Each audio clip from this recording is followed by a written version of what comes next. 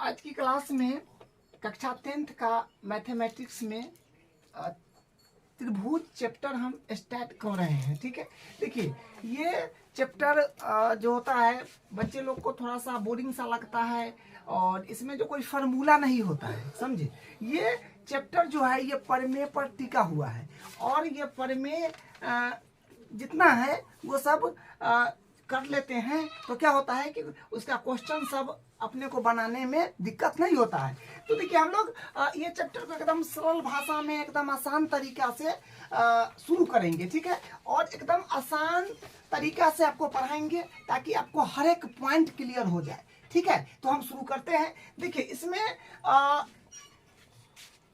सारा बात जो है ये मडराएगा समरूप आकृति, मतलब सब इसमें मेन जो है इसका समरूप है। ठीक है, समरूप क्या होता है इसके बारे में अभी देखेंगे। उससे पहले हम लोग देखते हैं सर्वांगसम आकृति। यह है समरूप आकृति, यह है सर्वांगसम आकृति। तो देखिए सर्वांगसम आकृति आप क्लास 9th में पढ़े हैं, जो बहुत अच्छे से पढ़े हैं। ठीक है, सर्वांगसम आकृति क्या होता है? समान आकार और समान अमाप। क्या समझे कि आकार समान होगा और अमाप जो होगा वो भी समान होगा। आकार का मतलब होता है शेप, अमाप का मतलब होता है साइज। साइज जानते हैं ना कि भाई छोटा साइज चाहिए, थोड़ा बड़ा चाहिए, और बड़ा चाहिए, मीडियम चाहिए, होता है उसको अमाप बोलते हैं हिंदी में, इंग्लिश में साइज बोलते हैं। आकार का मतलब होता है शेप। जैसे मान लीजिए कि ये वृत्त है तो सब छोट हो बड़ हो उससे मतलब नहीं है, लेकिन आकार क्या है? सब वृत्ते के आकार का ना है, सब क्या है वृत्त के आकार का है। छोटा हो, बड़ा हो और बड़ा हो, क्या है ये वृत्त के आकार का है। इसको हम लोग बोलते हैं शेप, आकार। किस आकार का है? तो वृत्त के आकार का है। ये किस आकार के है? तो वर्ग के आकार का है। किस आकार का है? तो वर्ग के आकार का है।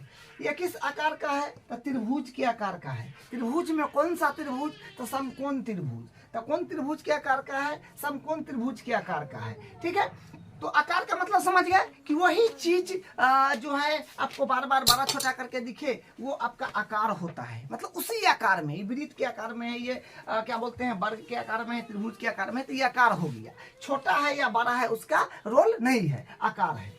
अमाप का मतलब होता है कि हाँ, अमाप में छोटा हो सकता है, बड़ा हो सकता है। जैसे यहाँ पर देखिए ये क्या है, आपको देखिए ये दिखिएगा तो ये थोड़ा बड़ा है इससे, ये है ना, ये दोनों की अगर तुलना करें तो इससे ये थोड़ा बड़ा है, ये थोड़ा छोटा है, और सबसे बड़ा ये है, और ये लगभग इसके बराबर आपको दिख रहा होगा, लगभग मान के चलिए है। उसी प्रकार ये और ये यहाँ पर देखिए बराबर दिख रहा होगा, और ये बिल्कुल किसी से मैच नहीं कर रहा है, ये बिल्कुल भी किसी से मैच नहीं कर रहा है।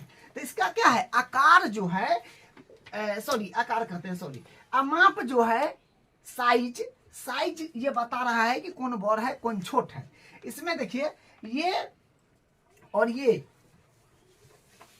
जो है ये इतना में सबसे छोटा है, ये और थोड़ा बड़ है, और ये दोनों आपको देखने में क्या बराबर सा एक रंग लग रहा होगा, दोनों समान लग रहा हो लगभग। ठीक है, तो ये अमाप हुआ। ठीक है, तो हम लोग सर्वांगसम आकृति पहचानेंगे कैसे? देखिए जिसका समान आकार हो, समान शेप जो हो, समान हो, और साइज भी एकदम डिट्टू, एकदम बराबर हो। ठीक है, एकदम बराबर हो, छोट हो थोड़ा सा ना, थोड़ा सा बड़ हो। ठीक है, अगर देखिए इसको सबसे पहले हम नंबरिंग करते हैं। मान लीजिए ये 1 नंबर पर है,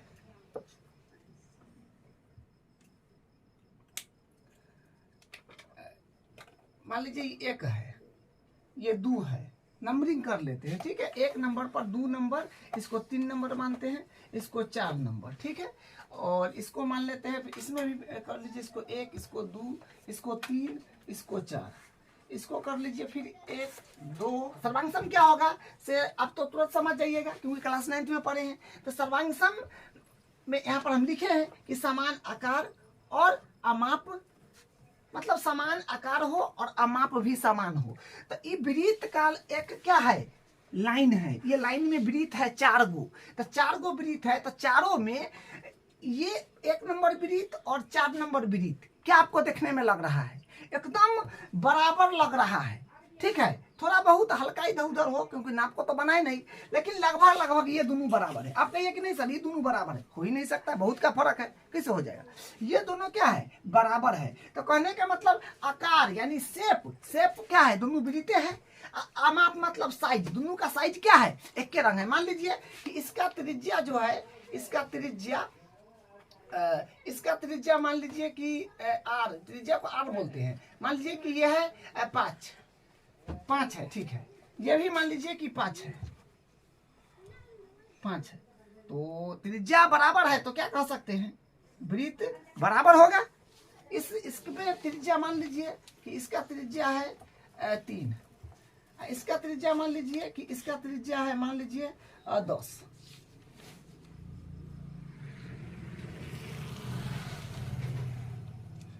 ये 10 है।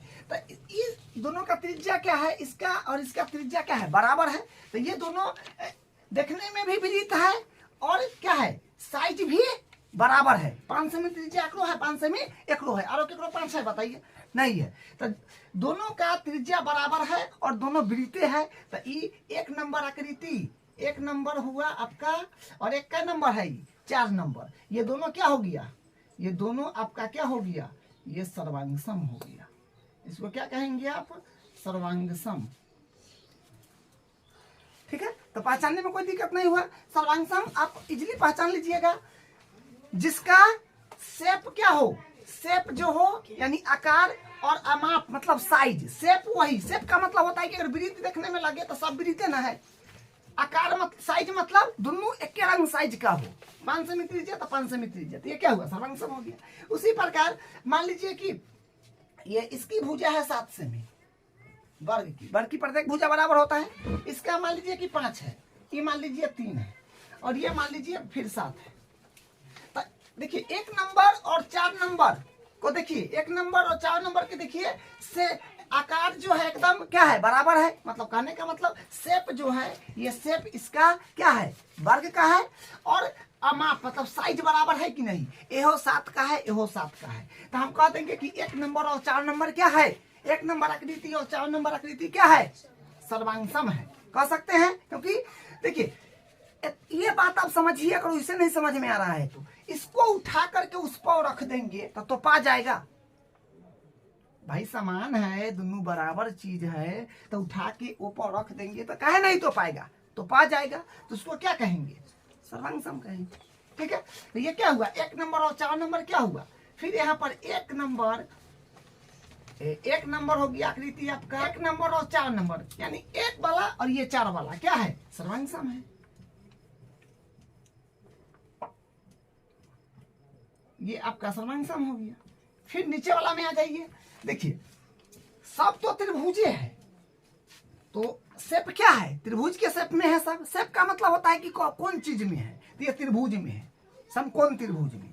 तो ये शेप किस आकार का है? समकोण त्रिभुज के आकार का है। लेकिन सर्वांग सम होने के लिए साइज को देखना पड़ेगा ना भाई, साइज को देखना पड़ेगा। तो आपको यहाँ से पता चल रहा होगा कि 2 नंबर और 4 नंबर देखने में एकदम बराबर लगता है। मान लीजिए कि इसका जो है प्रत्येक भुजा, प्रत्येक भुजा 2 नंबर और 4 नंबर के क्या लग रहा है? बराबर लग रहा है। और दोनों का शेप क्या है? त्रिभुज के आकार का है। तो यहाँ पर हम कह सकते हैं कि सर 2 नंबर और 4 नंबर आकृति, 2 नंबर आकृति और 4 नंबर आकृति क्या है? सर्वांग सम है। देखिए ये सब चीज आपको अच्छे से समझ में आ गया होगा, ठीक है, क्योंकि आप क्लास 9th में पढ़े हैं। चलिए, तो सर्वांग सम में कोई परेशानी नहीं हुई किसी व्यक्ति को? काहे नहीं होगा? देखिए सर्वांग सम में कोई परेशानी नहीं होगा। क्यों नहीं होगा? क्योंकि बस यही तो पहचानना है जो दोनों देखने में बराबर है, यानी एक उठा के एक के ऊपर एक रख देंगे तो पा जाएगा। तो कहिएगा हाँ सर, तो सर्वांग सम है। नहीं तो पाएगा। अब बताइए, इसको उठा करके पर रखेंगे, 3 नंबर आकृति को उठा के 2 नंबर पर रखेंगे तो पाएगा? नहीं तो पाएगा, अंदर में रह जाएगा जाकर, तो ये सर्वांग सम नहीं है। ऐसे समझिए, इसको उठा करके ए पर रखेंगे तो पाएगा? नहीं तो पाएगा, सर्वांग सम नहीं है। इसको उठा करके ए में रखेंगे तो अंदर में रह जाएगा जाकर, तो सर्वांग सम है? नहीं है। इसको उठा करके इस पर रखेंगे तो पाएगा? नहीं तो पाएगा। हाँ कहेंगे सर इसको उठा करके इसको और इस पर रख दीजिएगा तो पाएगा, बिल्कुल तो पाएगा, क्योंकि 5 सेमी त्रिज्या के ये भी वृत्त है, 5 सेमी त्रिज्या के ये भी वृत्त है, तो साइजे बराबर है तो कल न तो पाएगा। बड़ छोट रहता है तो ना डूब जाता है, चाहे लम्हर हो जाता है क्या, तो ये आपका क्या हो जाएगा, सर्वांग हो जाएगा। उसी प्रकार इसको इस पर रखेंगे तो पाएगा, जो पाइए जाएगा वो अंदर रह जाएगा, तो सर्वांग नहीं है। तो एक लाइन में समझिए कि एक दूसरे के ऊपर रखने पर अगर पूरा पूरा ढक ले रहा है दोनों आकृति तो क्या हो जाएगा, सर्वांगसम हो जाएगा। तो सर्वांगसम का जो था क्या, सर्वांगसम क्या था नहीं था उसके बारे में आप अच्छे समझ गए। अब हम लोग आते हैं समरूप पर। देखिए समरूप में बहुत खास बात है। देखिए क्या है, यहाँ लिखा है समान आकार होना चाहिए। आकार का मतलब जानते हैं, इंग्लिश में उसको शेप बोलते हैं। समान आकार का मतलब अगर वृत्त में है तो सब वृत्ते में है, ठीक है साहब। ये सब क्या है, वर्ग में है तो सब वर्गे में है, तो ये सब शेप, समान आकार मतलब शेप, आकार के मतलब शेप, समझे, आकार का मतलब शेप। तो ये जो है सब, ये कौन शेप का है, तो ये सर वृत्त के शेप का है। ये कौन शेप का है, सर वर्ग के शेप का है। ये किस शेप का है, सर त्रिभुज के शेप का है। अच्छी बात है, ठीक है। तो क्या कर रहा है, समान आकार, ठीक है, आकार तो ठीक है भाई, ये वृत्त में है, ये क्या बोलते हैं वर्ग में है, त्रिभुज में है, इनमें दिक्कत नहीं ना है। चलिए कह रहा है कि अमाप का समान होना आवश्यक नहीं है।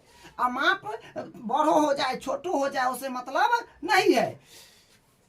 अमाप का समान होना आवश्यक नहीं है। अमाप का समान होना आवश्यक बिल्कुल भी नहीं है।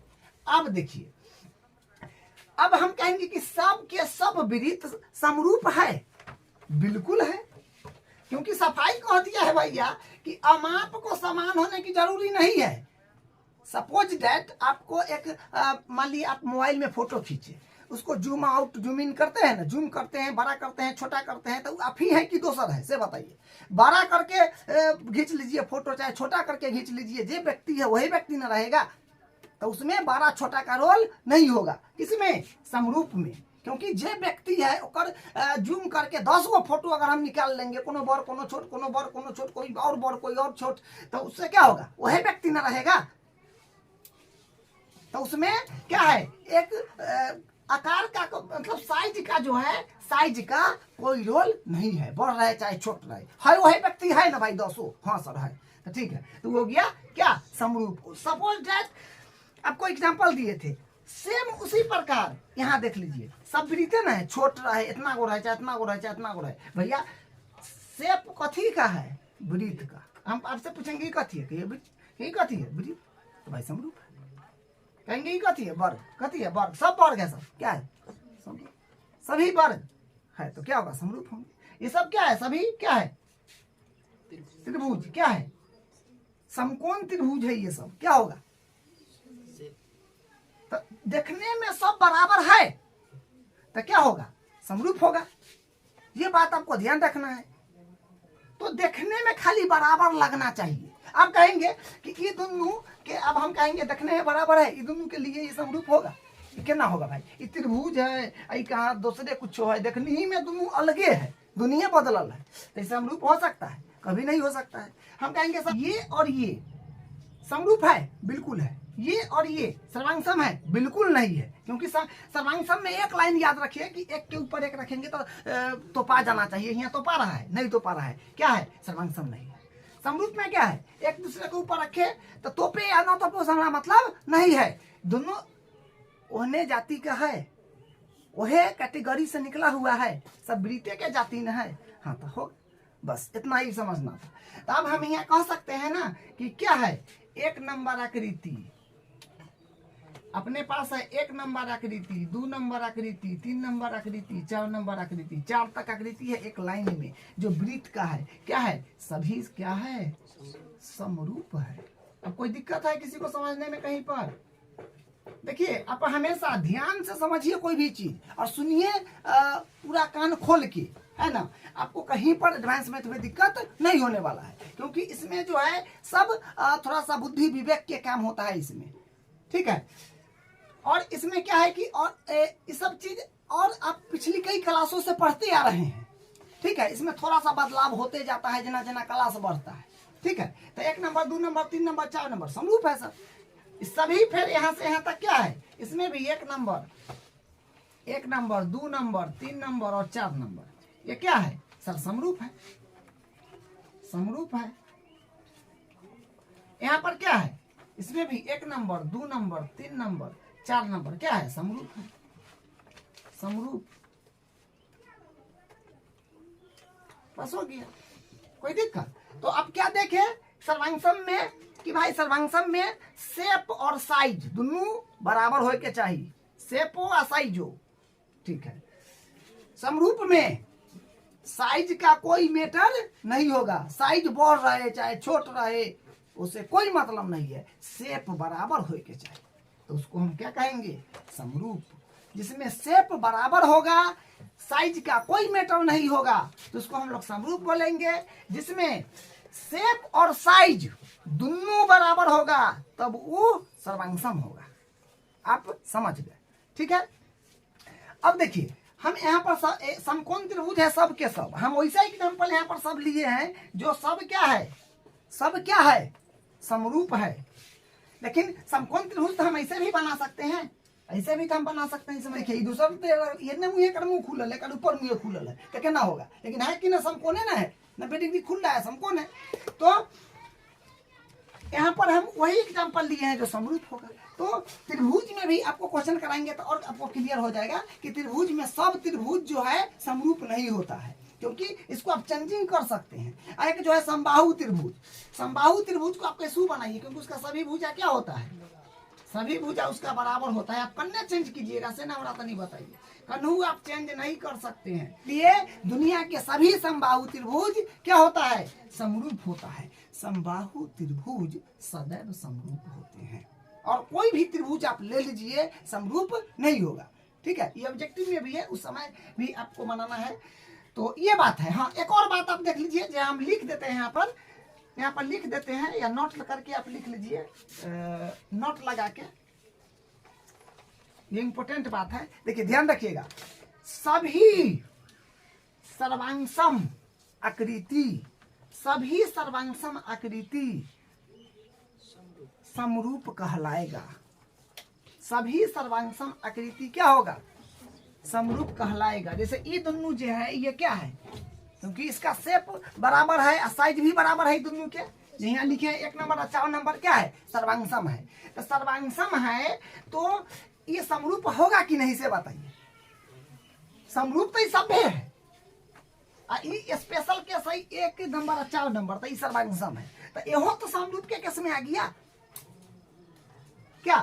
तो सभी सर्वांगसम आकृति जो होता है वो समरूप होता है, लेकिन सभी समरूप सर्वांगसम हो सकता है, कभी भी नहीं हो सकता है, क्योंकि आप ये दोनों के लीजिएगा, ये दोनों के तैयो क्या है, समरूप है, लेकिन ये दोनों के लीजिएगा तो सर्वांगसम होगा नहीं होगा, क्योंकि एक साइज छोट है, साइज भी में बराबर होना चाहिए और शेप भी बराबर होना चाहिए, और में खाली समान क्या चाहिए, समान आकार सिर्फ चाहिए, शेप समान चाहिए। तो ये बात हम लिख देते हैं, ये बात हम जान गए ना कि सभी सर्वांगसम आकृति समरूप नहीं हो सकता है, सभी सर्वांगसम आकृति समरूप होगा, माने सभी सर्वांगसम आकृति समरूप होगा, लेकिन सभी समरूप सर्वांगसम नहीं होगा। कोई कोई केस में हो सकता है लेकिन नहीं होगा। ठीक है, तो लिखेंगे नहीं होते हैं। तो आप देख लिए कि सभी सर्वांगसम आकृति सदैव समरूप होते हैं, लेकिन सभी समरूप आकृति सर्वांगसम नहीं होते हैं। ठीक है, इसका हम कुछ एग्जाम्पल लेते हैं, तब क्वेश्चन करेंगे, आपको एकदम बढ़िया से लॉजिकल क्लियर हो जाएगा। आपको यहाँ पर सारा लॉजिक बता दिए। अब इस बात पर हम लोग आ जाएंगे कि ये भी कुछ लिखा हुआ है, इसका एग्जाम्पल लेते हैं 1-2, उसके बाद क्वेश्चन लेंगे, ये भी बात आपको समझ में आ जाएगा। तब हम अब देखिए एग्जाम्पल यहाँ पर बुक का जो है वो लिए हैं। ठीक है, ये बुक का एग्जाम्पल है। तो आप देखिए, अब यहाँ पर देखिए जो क्या लिखा हुआ है, देखिए क्या है कि जो आकृति सर्वांगसम है वे सभी निश्चित रूप से समरूप भी होंगे, लेकिन जो आकृति समरूप दी हुई है वह आवश्यक नहीं है कि सर्वांग सम भी है। ये तो पता है आपको। देखिए यहाँ देखिए, ये इसका समरूप का प्रॉपर डिफिनीशन है। क्या है देखिए, भुजाओं की समान संख्या वाले दो बहुभुज समरूप होते हैं यदि उनके सभी संगत कोण बराबर हो। दूसरा में उनकी सभी संगत भुजाएं एक ही अनुपात यानी समानुपाती में हो। देखिए इसका क्या कहने का मतलब है, क्या बोला कि भुजाओं की समान संख्या वाले दो बहुभुज, मतलब समान संख्या वाला दो बहुभुज। बहुभुज का मतलब होता है दो से अधिक, जितने भी भुजा हो, 4 5 6 7 चतुर्भुज, पंचभुज, षष्ठभुज, अष्टभुज, जो भी हो, लेकिन भुजाओं की संख्या समान हो, वो समरूप होंगे। कब? जब उसके सभी संगत कोण बराबर होगा। संगत कोण का मतलब हुआ कि इस ई कोण जो है एक संगत कोण होगा, ई फिगर में ई होगा, ई कोण है एक संगत ई हुआ, ई कोण है एक संगत ई हुआ। दो आकृति में संगत का मतलब क्या होता है, जहां पर वो बात हो रहा है वहीं पर दूसरा आकृति में पहुंचना है आपको। जैसे यहाँ पर ये है तो यहाँ पर ये हो जाएगा, ठीक है। तो संगत का मतलब होता है कि उसका एकदम संगत होना चाहिए। वही बोला है कि उनके सभी संगत कोण बराबर हो, सभी संगत कोण बराबर हो जाना चाहिए। दूसरा बात, उनकी सभी संगत भुजा एक ही अनुपात में यानी समानुपाती होना चाहिए। अनुपात का मतलब नहीं समझे। जैसे देखिए हम लोग क्या करते हैं, जैसे यहाँ 5 अनुपात मान लीजिए है 6, तो इसको हम क्या कहते हैं 5/6 लिखते हैं कि नहीं। 5/6 है तो क्या कहते हैं 5/6, चाहे 5/6 है तो 5/6, ठीक है। तो अब इसको आपको चेक करके बताते हैं कि ये बहुभुज अपने पास समरूप है कि नहीं। तो समरूप होने के लिए दो कंडीशन आपको बताए कि उनके संगत कोण बराबर है कि नहीं। पहला नंबर चेक कर लीजिए। पहला बात चेक करेंगे कि संगत कोण बराबर है कि नहीं। देखिए कोण ए से स्टार्ट कर रहे हैं। देखिए कोण ए पर है 105, तो एक कोण ए यहाँ है, मतलब इसका कोण ये ए नंबर 105 है, तो ए में ये कौन होगा, इसका इसके संगत इसमें ये होगा। तो यहाँ पर 105 है तो यहाँ पर 105 है, यहाँ पर 105 है तो यहाँ पर 105 है। तो हम कहेंगे कौन ए जो है ये बराबर है कौन पी का, संगत कौन बराबर है। फिर इसका संगत देखिए बी, तो ये इस फिगर में बी बी के संगत इस फिगर में क्या होगा, क्यू होगा। तो यहाँ पर 100 तो यहाँ पर भी 100 है कि नहीं। तो कौन बी किसके बराबर है, कौन क्यू के। यहाँ पर देखिए कौन सी यहाँ पर किसके बराबर होगा, कौन आर के। कौन सी पर 70 है, यहाँ पर 70 है, तो सी के संगत कौन क्या है, कौन आर है। यहाँ पर क्या कहेंगे, कौन सी बराबर है कौन आर का। यहाँ पर देखिए कौन डी पर है 85, तो कौन डी के संगत यहाँ पर कौन ऐसा है, तो यहाँ पर भी 85 है, यहाँ पर भी 85, यहाँ पर भी 85। दोनों कौन क्या है, दोनों का संगत कौन बराबर है। तो कौन डी का संगत कौन ऐसा है जो क्या है, बराबर है। तो पहला नियम गत कोण यहाँ पर देख लिए बराबर है कि नहीं, है ना, सब बराबर था। दूसरा का काम क्या करेंगे, उनकी संगत भुजा समानुपाती यानी एक ही अनुपात में है कि नहीं चेक करेंगे। चलिए तो संगत भुजा चेक कीजिए। हम चेक करते ए बी भुजा से स्टार्ट करते हैं। तो ए बी के संगत में कौन हो जाएगा, पी क्यू। तो क्या होगा, ए बी बट्टा पी क्यू। अनुपात के मतलब बट्टा, अनुपात मतलब बट्टा, बट्टा मतलब अनुपात।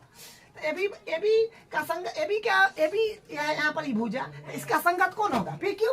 तो ए बी बट्टा पी क्यू। तो ए बी कहते हैं 1.5, पी क्यू कहते हैं 3.0। तो इसको कटिएगा तो ये कट जाएगा क्या मरतबे, ये 1/2 मरते, ठीक है। फिर इसको आप करिएगा, इसको क्या, हाँ अब बीसी भुजा के संगत फिर क्या हो जाएगा, क्यू आर। तो बीसी बट्टा क्यू आर बराबर। तो बीसी कितना है, बीसी अपने पास है 2.5, बीसी अपने पास 2.5 है, और क्यू आर कितना है 5.0 है। तो ये कटेगा 25 दूनी 50 यानी 1 यानी 2.5 दूनी 5, तो 1/2 आ गया। फिर लेंगे इसके संगत इसके साथ, इसके संगत इसके साथ। ऐसा मत कीजिएगा कि ई भुजा के संगत ई ले लीजिएगा, गड़बड़े हो जाएगा। ई भुजा के संगत ई ले लीजिएगा, ऐसा थोड़े होता है। संगत होना चाहिए, कोनों के कोनों नहीं ले सकते हैं, जैसे कोने हुआ तो ये 100 ले लिया, फिर यहाँ वाला ले लिया, तो संगत नहीं ना हुआ, तो संगत नहीं होगा तो बराबर भी नहीं होगा, कि इसलिए संगत ही लेना है। बोला है ना कि संगत, उनकी संगत भुजाएं समानुपाती। संगत का मतलब आमने सामने एकदम। चलिए तो दो चेक कर लिया, अभी कर लिए। डीसी बट्टा डीसी भुजा किसके संगत है? आर एस के, तो आर एस तो डीसी कितना है? डीसी अपने पास है 2.4, आर एस कितना है अपने पास में 4.8, इकट्ठिएगा तो 1/2 आएगा। ठीक है, अब एक भुजा और बच गया है जो है एडी। एडी के संगत कौन है? पीएस, तो पीएस हो जाएगा। तो देखिए एडी कितना है अपने पास में? एडी अपने पास में 2.1, पीएस अपने पास में है 4.2, 21 दूनी 42, ये दशमलव। आपको कटने में परेशानी अगर हो तो दशमलव उड़ा करके काटिएगा तो 21 बन जाएगा, नीचे दशमलव रहिएगा ना, समान है तो पर 21 लिया 42 बन जाएगा। ठीक है, 1.2। तो सबका संगत भुजा एक ही अनुपात में आया है, संगत भुजा समान है, बराबर है, सभी बराबर है, एक ही अनुपात में है। तो दूसरा नियम भी फॉलो हो गया, तो हम कहेंगे कि अतः चतुर्भुज ए बी सी डी समरूप हो गया किसका? पी क्यू आर का, तो हो जाएगा पी क्यू आर एस। ठीक है, तो ये ए बी सी डी समरूप हो गया पी क्यू आर का। ठीक है, समरूप का चिन्ह ऐसे होता है, आपको बताएं, इसे इस तरह से, मतलब ऐसे लिखिए, ऐसे लिखा होता है ऐसे। ठीक है, इस तरह से समरूप का चिन्ह होता है। सर्वांगसम में आप पढ़े हैं कि ऐसे करके ऐसे करते हैं, तो ये सर्वांगसम हो गया, लेकिन अपने समरूप का बात कर रहे हैं। चलिए, तो ये हो गया, तो ये जांच कर लिए हैं उदाहरण नंबर 1 को, ये समरूप है। ठीक है, अब इसमें आ जाइए, इसको देखते हैं। अब इसमें देखिए, बस समरूप चेक करने का क्या तरीका है, उसकी दो बात, संगत कोण बराबर होना चाहिए और संगत भुजा समानुपाती होना चाहिए। तो कौन सा बराबर है? देखिए सब जगह 90 है, 90 है, 90 है, 90 है, ऐसे मानो है, इसका मतलब 90 है, समझ रहे हैं? 90 90 90 सब जगह क्या है? 90 है। तो कौन सा बराबर हो गया? पहला नियम फॉलो हो गया। दूसरा नियम कहता है कि भाई उनकी संगत भुजा बराबर होना चाहिए, जितना संगत भुजा एक ही अनुपात में होना चाहिए, यानी समानुपाती। 3 है तो एक ही है, 3 है। ठीक है, ये 3 है तो ये 3.5 है, यहाँ पर ये 3 है तो ये 3 है, ये 3 है तो ये 3.5 है। तो कहने का मतलब देखिए कौन जो है यहाँ पर बराबर है, कौन इसमें कौन, देखिए संगत कौन लीजिए ना, कौन ए जो है ये बराबर है कौन पी के, कौन बी जो है ये बराबर है कौन क्यू के। सब में 90 है ना, सब में देख रहे हैं 90 का लाइन मारल है। और इसमें देखिए फिर कौन सी जो है, कौन सी ये बराबर है कौन आर का, फिर कौन डी जो है ये कौन बराबर डी, ये संगत कौन इसका कौन है? एस, एस के बराबर है। संगत कौन बराबर है, भुजा भी समानुपाती है। अब देख लीजिए, भुजा समानुपाती नहीं है, सॉरी, देखिए संगत कोण इसमें बराबर है, इसमें जो संगत कोण जो है बराबर है, अब भुजा समानुपाती नहीं है, क्योंकि देखिए यहाँ पर 3 है, यहाँ पर 3.5 है, तो जोड़ हो गया ना, कैसे होगा? यहाँ पर 3 है, यहाँ पर 3 है, यहाँ पर 3 है, यहाँ पर 3 है, यहाँ पर 3 है, यहाँ पर 3.5 है। तो इसमें देखिए कौन बराबर है? भुजा समानुपाती नहीं है, क्योंकि सर्वांगसम नहीं हुआ। लिखेंगे कि ये सर्वांगसम नहीं है,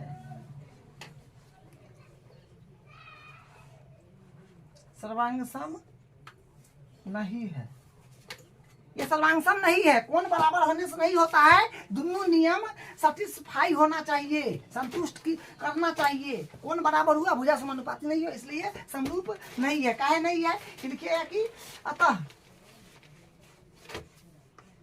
अतः संगत भुजाएं समानुपाती नहीं है, अतः संगत भुजाएं समानुपाती नहीं है।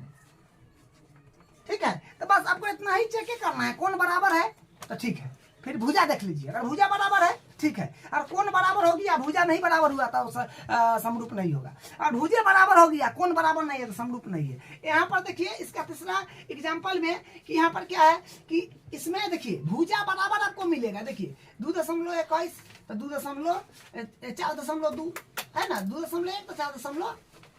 तो यहाँ पर अनुपात भुजा का जो है ना वो बराबर है, लेकिन यहाँ पर देखिए एकदम सीधा है, तो 90 डिग्री कौन है? है ना 90 डिग्री, में 90 होगा, बताइए। तो ये तो सब ड्योर है, तिरछा है, मतलब कोई बेसी फैल गया है, कोई झुक गया है, तो क्या है, कौन यहाँ पर बराबर नहीं है, तो ये भी समरूप नहीं है। कहेंगे कि ये समरूप नहीं है,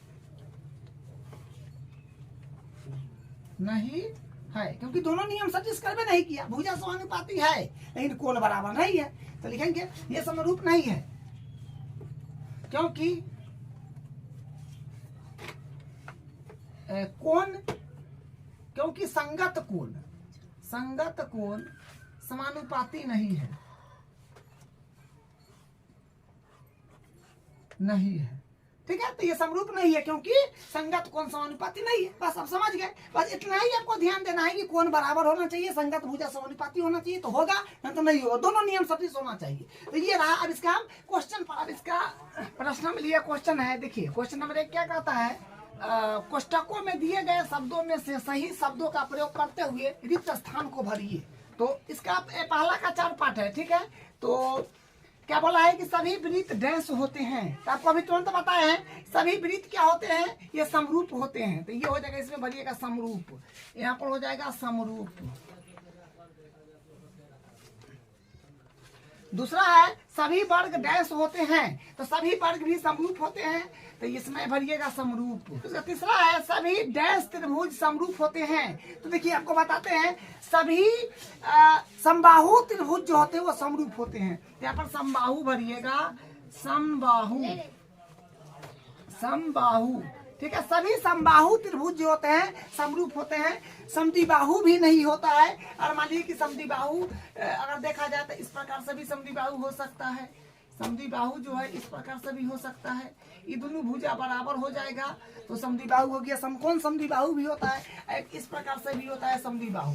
तो समद्विबाहु का आप नहीं कह सकते क्योंकि इसमें ये दोनों भुजा बराबर है, इसमें यहाँ पर बराबर होता है ना। इसे इस तरह से बनाइएगा तब को ये भी देखने में लगेगा कि भाई ये क्या है, ये भी समद्विबाहु, ये भुजा बराबर है। तो समद्विबाहु भी नहीं हो सकता है, सभी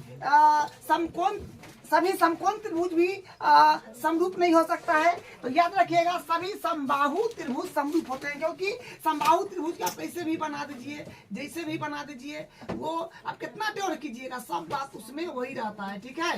तो सभी समबाहु त्रिभुज समरूप होगा, इस बात को याद रखिएगा, सदैव सभी समबाहु त्रिभुज समरूप होते हैं। चौथा देखिए सभी भुजाओं, चौथा में क्या है कि भुजाओं की समान संख्या वाले दो बहुभुज समरूप होते हैं यदि उनकी संगत कोण बराबर हो तथा उनकी संगत भुजाएं एक ही अनुपात में हो या समानुपाती हो। तो ये तो समरूप का तो यही स्टैंडर्ड डिफिनीशन है जो आपको यहाँ लिख के बताए थे कि भुजाओं की समान संख्या वाले दो बहुभुज समरूप होते हैं। कब? पहला में उनके संगत कोण बराबर हो और उनकी संगत भुजाएं समानुपाती हो। तो वही डिफिनीशन यहाँ पर लिया गया है कि उनकी संगत भुजाओं की समान संख्या वाले दो बहुभुज समरूप होते हैं। ये पहला में उनके संगत कोण बराबर हो तथा उनकी संगत भुजाएं समानुपाती हो, वही भरना था। अब देखिए अब यहाँ पर जो है दूसरा क्वेश्चन देखिए क्या कह रहा है, निम्नलिखित युग्मों के दो भिन्न भिन्न उदाहरण दीजिए। देखिए ये युग्म है, इसका दो भिन्न भिन्न उदाहरण देना है।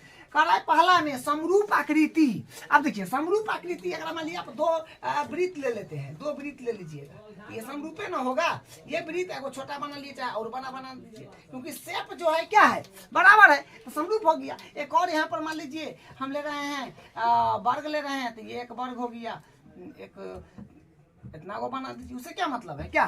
तो ये आपका समरूप आकृति का दो एग्जाम्पल हो गया। अब बोला है कि ऐसी दूसरा में बोला है कि ऐसी आकृति जो समरूप नहीं है। दूसरा में क्या बताना है कि ऐसी आकृति जो समरूप नहीं है, तो आप यहाँ पर क्या कीजिए, एक वर्ग बना दीजिए और एक वृत्त बना दीजिए। समरूप हो ही नहीं सकता है। एक आप समबाहु त्रिभुज बना दीजिए और एक आप क्या कीजिए, एक आप वर्ग बना दीजिए। क्या है, हो ही नहीं सकता है। क्या है ऐसी आकृति जो समरूप नहीं है। समरूप है नहीं है, समरूप सब नहीं है। यहाँ पर दो समरूप का एग्जाम्पल दे दिए। अब तीसरा क्वेश्चन देखिए, इसका तीसरा क्वेश्चन क्या कहता है, बताइए कि निम्नलिखित चतुर्भुज समरूप है या नहीं। ये जो चतुर्भुज दिया है ये समरूप है या नहीं है। तो समरूप है कि नहीं, आप जानते हैं इसका डिफिनीशन प्रॉपर समरूप का क्या होता है कि दो चीज होता है उसमें, संगत कोण बराबर होना चाहिए, संगत भुजा समानुपाती होना चाहिए। तो संगत भुजा इसमें देखिएगा तो बराबर है, ठीक है, संगत भुजा बराबर है, लेकिन संगत कोण बराबर नहीं है, ठीक है। यहाँ पर संगत कोण बराबर नहीं है, क्योंकि देखिए ये कोण 90 यहाँ पर नहीं बनेगा, इसमें सब में 90 है, 90 है, 90 है, 90 है, यहाँ पर 90 है नहीं है, 90 कोण नहीं है। तो यहाँ पर संगत कोण बराबर नहीं है, संगत भुजा समानुपाती है। तो दोनों बात नहीं हो रहा है, कोई एगो बात होगा एगो बात नहीं होगा, तो समरूप नहीं होगा। तो हम यहाँ का क्या कहेंगे, ये आकृति यहाँ पर लिखेंगे कि ये आकृति समरूप नहीं है, ये आकृति समरूप नहीं है, क्योंकि संगत कोण बराबर नहीं है, संगत कोण बराबर नहीं है, ठीक है, संगत कोण बराबर नहीं है। क्या लिखे कि आकृति समरूप नहीं है क्योंकि संगत कोण बराबर नहीं है।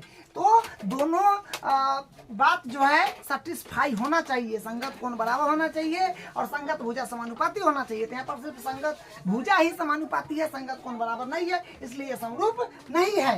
तो ये अपना आज का क्लास था, जिसमें हम लोग क्या इसका परिचय भी देख लिए त्रिभुज का, और उसमें क्या कि त्रिभुज में उसका एग्जाम्पल देख लिए, समरूप भी देख लिए, सर्वांगसम भी देख लिए, और अपना प्रश्नावली भी कंप्लीट कर लिए, उसका जो उदाहरण था वो भी कर लिए। ठीक है, अगले क्लास में प्रमेय जो है उसको करेंगे और क्वेश्चन सब करेंगे।